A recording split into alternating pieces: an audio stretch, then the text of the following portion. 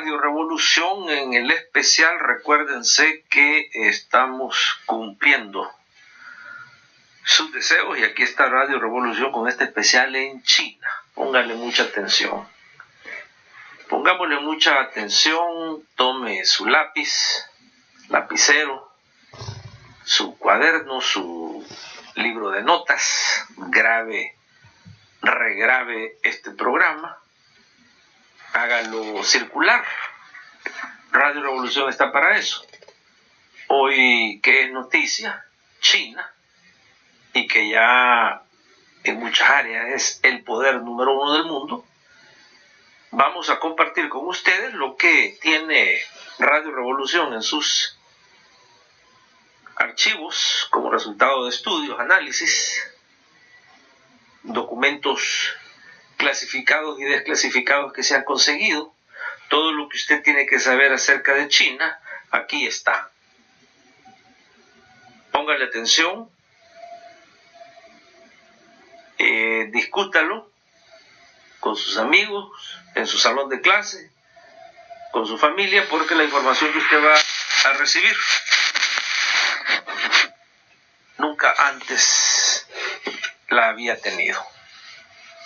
Es imposible, ya que nuestros analistas estudiosos que están en muchas partes de China y en otras partes del mundo han tenido acceso a información que obviamente nadie tiene.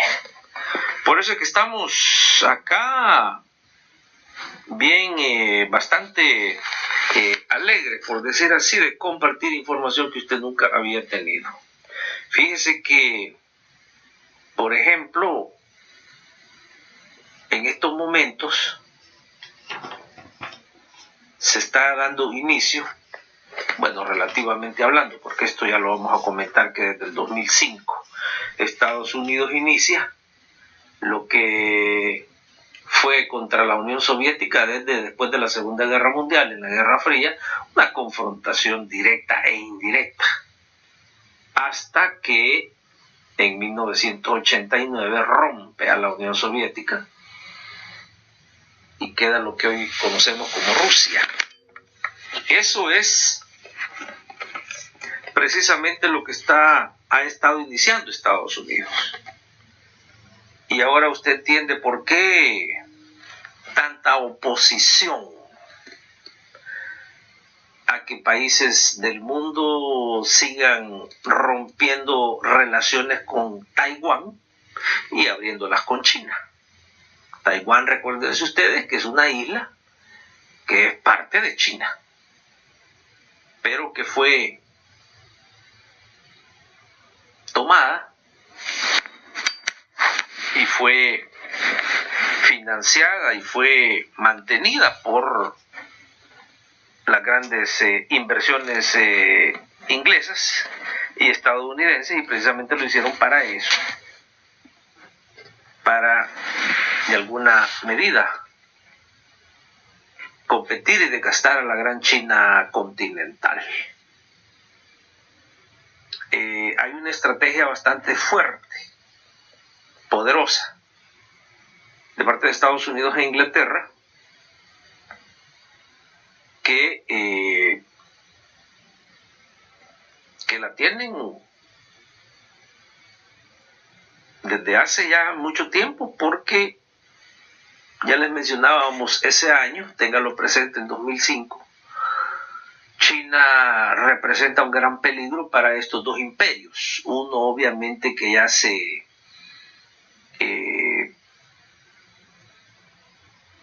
desvaneció, se pudiera decir, o se fusionó con el que ahora se conoce como el imperio de estos momentos, que es Estados Unidos.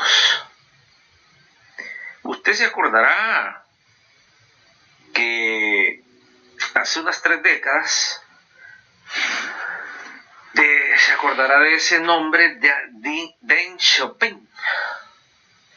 Deng Xiaoping empieza con la idea de introducir lo que le llamaron en ese momento el gobierno chino una economía de mercado socialista.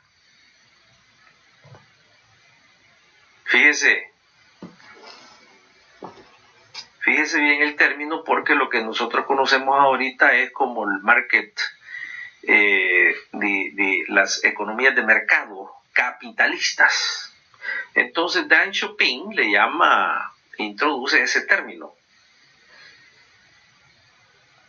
Un término que es introducido, y con ello, obviamente, China, a través de ese gran número de habitantes que tiene, que los expertos dicen el pueblo chino es uno de los más creativos y industriales del mundo, llega, y desde hace de esas 3 décadas hasta esta fecha es un tiempo récord, un tiempo inimaginable, de que en esos momentos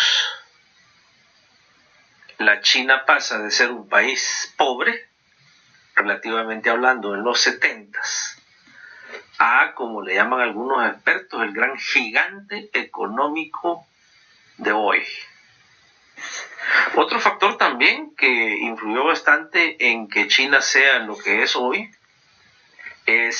obviamente fue lo que hizo Estados Unidos y algunos países europeos grandes en invadir a China con sus empresas y tomar ventaja de lo que se conocía en esos tiempos como el país que tenía el número más grande de trabajadores y los más baratos del mundo. Esto obviamente transforma a China en una gran maquiladora.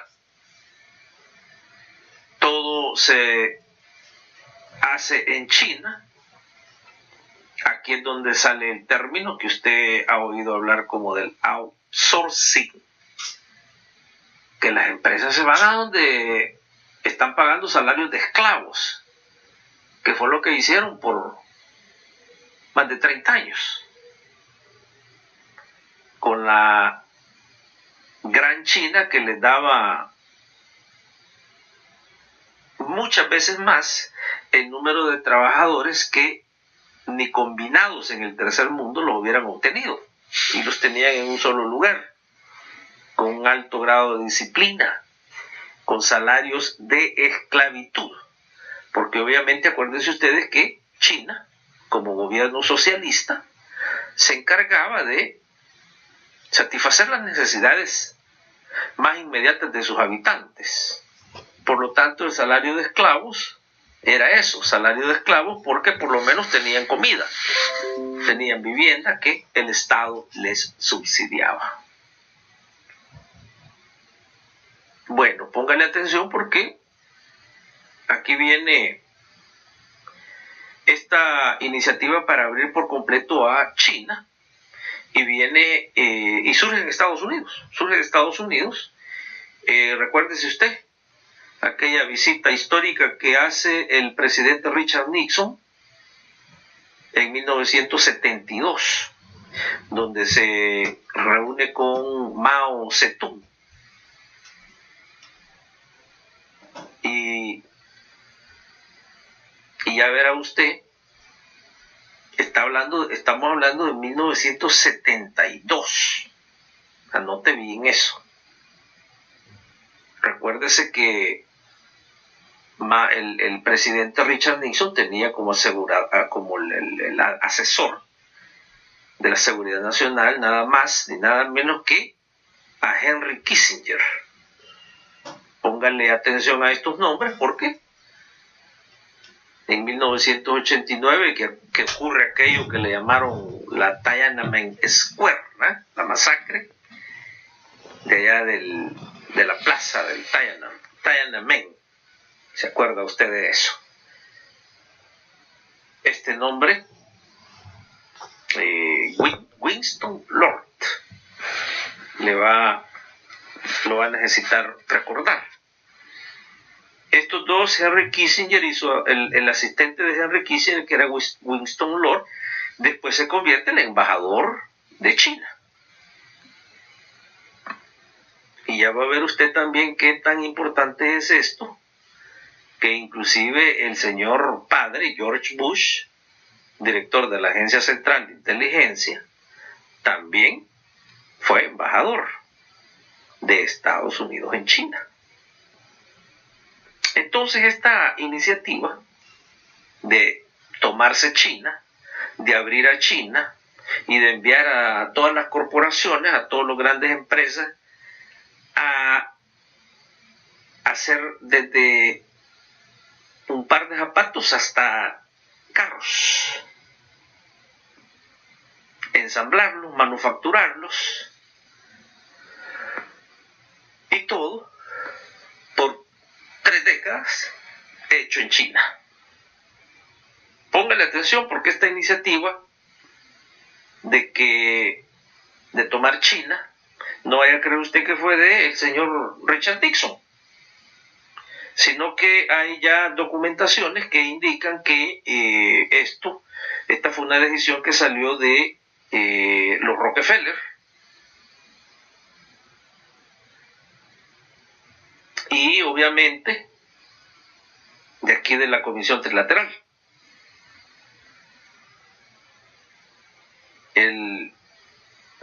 Henry Kissinger se sabe ahora inclusive que la familia Rockefeller, el grupo Rockefeller inclusive, financió parte de la educación. Henry Kissinger, no crea usted que venía de familias de alta clase, de ninguna manera.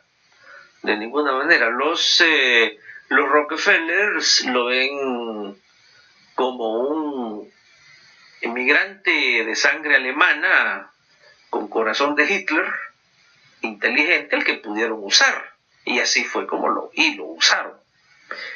Mao Zedong se reúne con Richard Nixon en 1972, y en esa reunión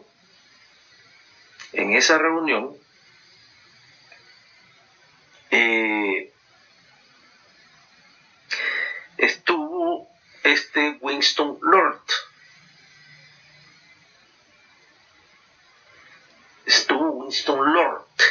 Detrás de esta reunión no solamente estaba el aprovecharse de los trabajadores chinos y utilizar a China como la maquilladora gigante de las grandes corporaciones gringas y algunas europeas, sino que también estaba de fondo, y que algunos lo consideran como el punto más fundamental, que era de utilizar a China, ganarse a China para enfrentar siempre a la Unión Soviética en lo que ese momento se le llamaba, como usted bien lo sabe, la Guerra Fría. Entonces hay 2 objetivos estratégicos en la toma de China. Uno, tomarlo como la maquila de el capital internacional gringo, inglés o europeo, y 2, asegurar a China, trabajar con China para aislar a la Unión Soviética. Mire que ya en 1979 Deng, con las grandes ya el gran peso de los gringos adentro de China, ya empieza a hablar del término que les decíamos, la economía de mercado.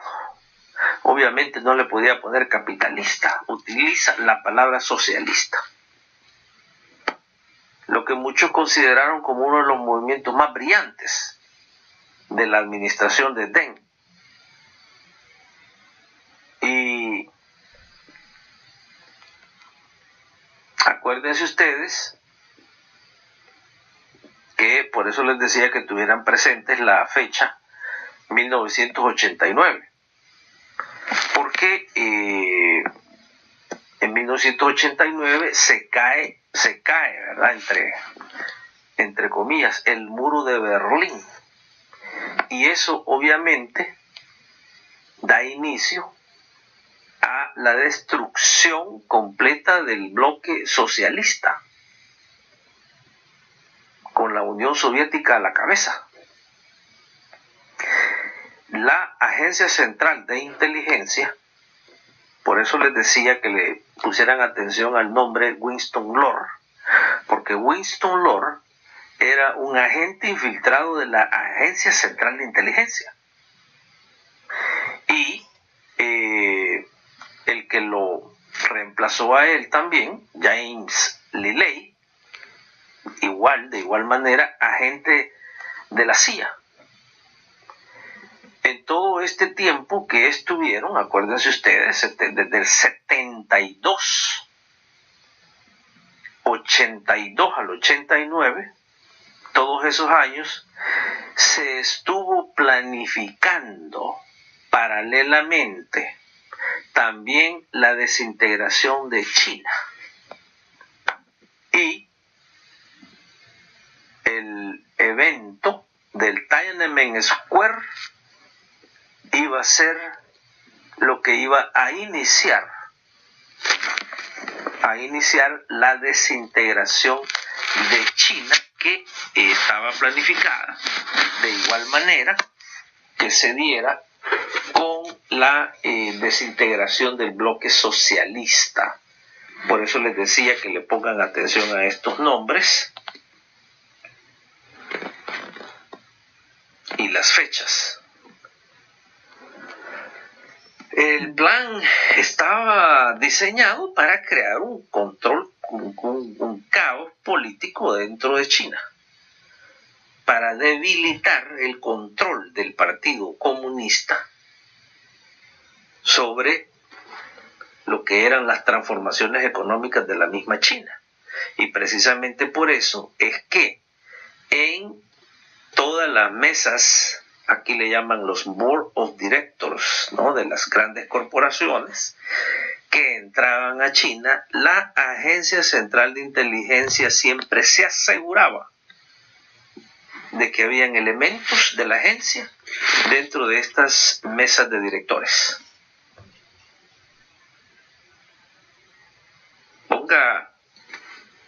Póngale atención y si tiene alguna pregunta aquí, escríbanos. Aquí estoy viendo algunas notas ya que están poniéndole atención y que es información que nunca habían escuchado y que están esperando ansiosamente lo demás. Sí, siga escribiendo, no se preocupe, que esta información es suya directamente desde Radio Revolución. En China fracasa completamente el plan de la Agencia Central de Inteligencia.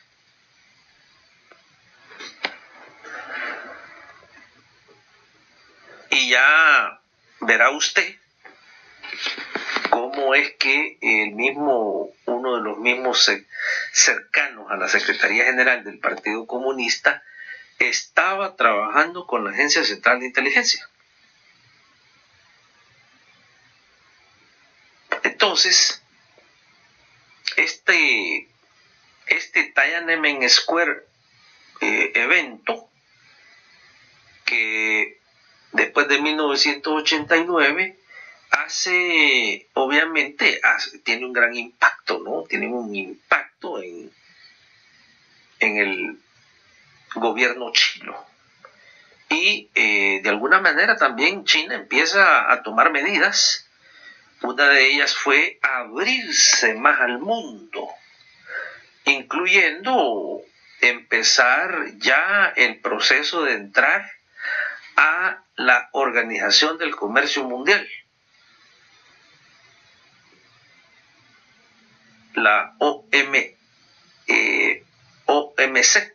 Organización Mundial del Comercio, que en inglés se le llama la World Trade Organization.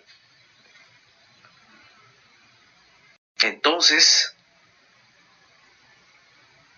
se inicia la membresía y China ya se convierte en un mercado, quizás el número uno más favorable para inversión extranjera directa, y ya no solamente de Estados Unidos e Inglaterra, sino que de las grandes y las mayores multinacionales, ya no solamente de Norteamérica, Europa, sino que también de algunas otras partes del mundo. Y ya usted sabe, del 89-90 a esta fecha, China pasa a ser el recibidor de inversiones directas más grandes del mundo. Hoy China ocupa la posición número uno de nación exportadora.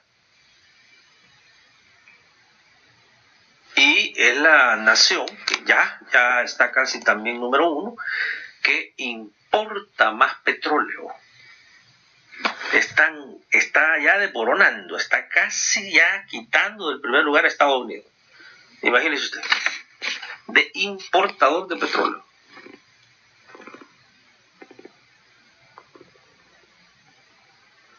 Entonces,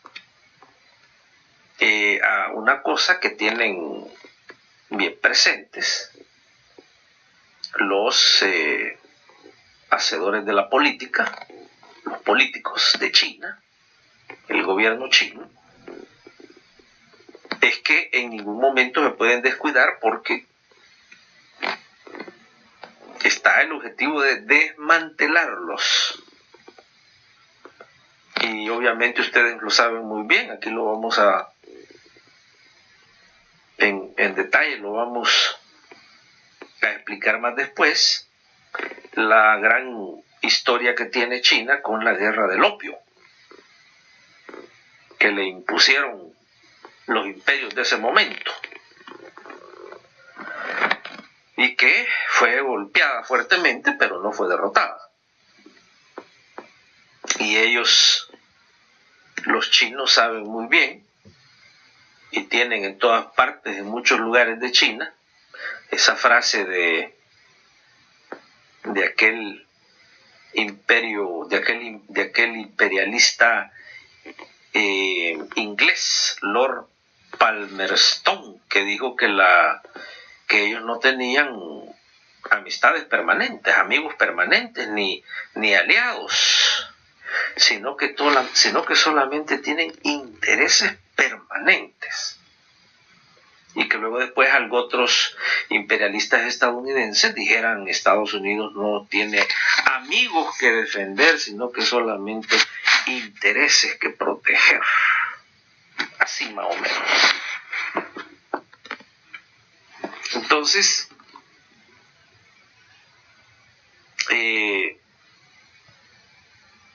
aquí verá usted que vaya viendo los números, desde 1972, se pudiera decir,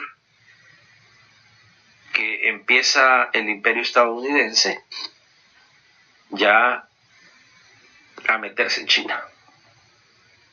Y se utiliza como punto de referencia, ponga como punto de referencia, el desmoronamiento, la destrucción del muro de Berlín en 1989.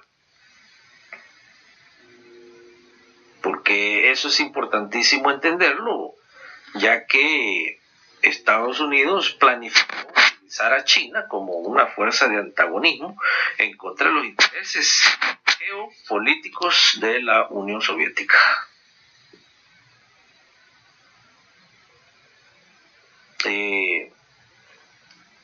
Póngale atención bastante a esa alianza que siempre existió, el grupo Rockefeller, ya con Bush se planificó una desestabilización completa del Partido Comunista de China. Y empezaron empezaron a manipular a miembros de la alta jerarquía del Partido Comunista, incluyendo al secretario general Zhao Ziyang. Se infiltraron y llegó un momento de que a Zhao Ziyang ya lo tenían trabajado, de igual manera como hicieron con Boris Yeltsin en la Unión Soviética, que lo utilizaron para destruir a la Unión Soviética, y sí les funcionó. Querían entonces ellos encontrar en Zhao Ziyang al Boris Yeltsin de China. Fracasaron. Entonces, ya usted se acuerda, ya en los 90 entra China a la Organización Mundial de Comercio, OMC o WTO, como se dice en inglés, y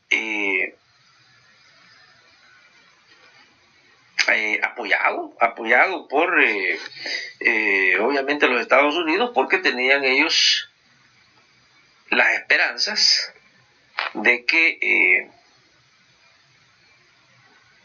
ya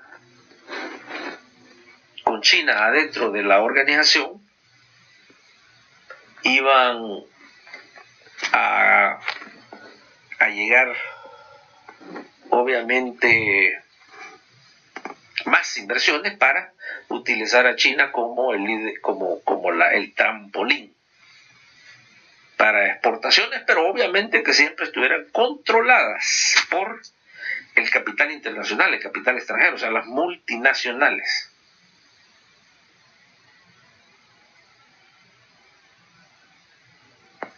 Y así, por algún tiempo, todas estas grandes multinacionales que estuvieron exportando de China, de Estados Unidos, los europeos, desde carros hasta iPhones, manufacturados en China, a precios excesivamente bajos. Entonces China contribuyó bastante al gran desarrollo económico de Europa y del propio Estados Unidos, pero de las corporaciones, no de los pueblos. Porque todas las ganancias, absolutamente todas las ganancias, no se quedaban en los bancos chinos. No llegaban a bancos chinos. No se quedaban con el pueblo chino, sino que se iban a las cuentas de los bancos internacionales, Estados Unidos y Europa. Más que todo Estados Unidos. Ya alrededor del 2005, por eso les mencionaba que tomen nota del año 2005, la política de desarrollo económico rápido en China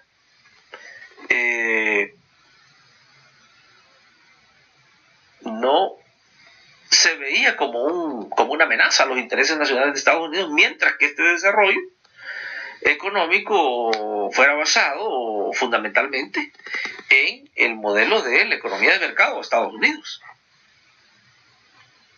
Y precisamente por eso es que seguían las inversiones, porque se llegaban, por ejemplo, a fabricar los carros, los iPhones, pero las ganancias no se quedaban en China. Este modelo le funcionó a Estados Unidos a perfección, hasta que a partir del 2005 empiezan algunas ideas a surgir, y China empieza a pensar ya en su propio desarrollo económico. Empieza a importar más petróleo, más minerales, más hierro, más cobre, y empieza ya China a envolverse más en la diplomacia extranjera económica, y empieza ya con iniciativas económicas alrededor del mundo, en donde China iba a invertir, iba a entrar en África, en el Medio Oriente, Y ya entonces China se estaba convirtiendo poco a poco, o cambiando de una fuente de trabajo baratísimo para los estadounidenses, para las grandes corporaciones multinacionales como Walmart, Apple, la Philips, la General Electric, la Ford Motor Company, y empieza a convertirse China, empieza ya Estados Unidos a ver a China como una potencial amenaza a la hegemonía ya en el mundo, especialmente en ese gran continente de África, Asia y en algunos países del Medio Oriente. Vean ustedes entonces que es a partir ya del 2005 que Estados Unidos empieza a ver a China ya entonces como quizás estaba viendo a la Unión Soviética antes, como una amenaza. Póngase a pensar del 2005 al 2018.